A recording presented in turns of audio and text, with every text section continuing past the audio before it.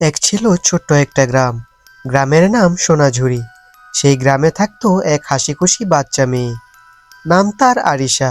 আরিশা সবসময় আকাশের তারার দিকে তাকিয়ে থাকতো।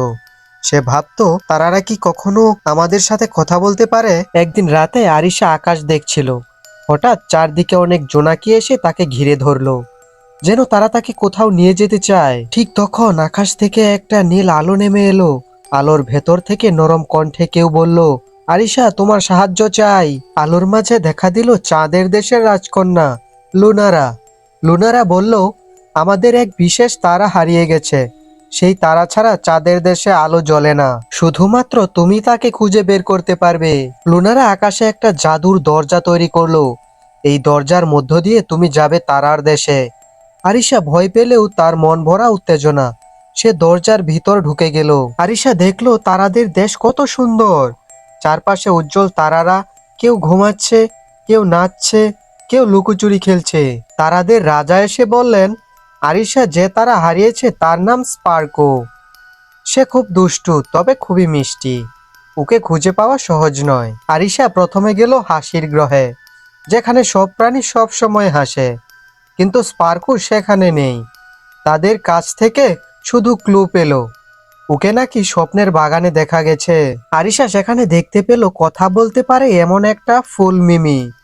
মিমি বলল, স্পার্কুকে কুয়াশার জঙ্গলে উড়ে যেতে দেখেছি, কিন্তু এখানে ভয়ঙ্কর ছায়া আর অদ্ভুত শব্দ।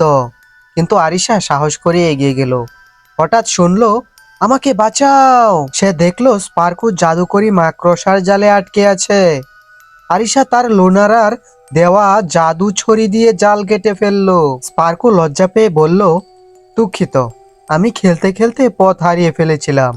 তারপর সে আরিশাকে বলল, তোমাকে একটা গোপন জিনিস দেখাবো। তারা দুজন উড়ে গেল আলোর নদীর পাশে। নদী এত সুন্দর যে দেখে আরিশার চোখ ঝলঝল করে উঠল। আরিশা স্পার্কুকে নিয়ে লুনারার কাছে ফিরে এলো। লুনারা আনন্দে বলল, তুমি আমাদের চাঁদের আলো ফিরিয়ে দিয়েছ।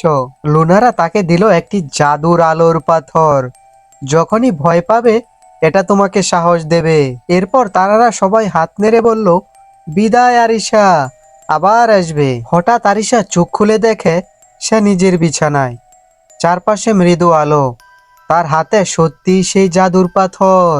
আর আরিশা তখন বুঝলো, সাহস আর সদয়তা থাকলে সবচেয়ে অন্ধকার রাতও আলোকিত হয়ে ওঠে। আর এখানেই আমাদের গল্প শেষ।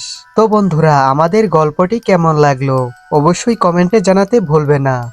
তো দেখা হচ্ছে নতুন কোনো ভিডিওতে। Bye bye.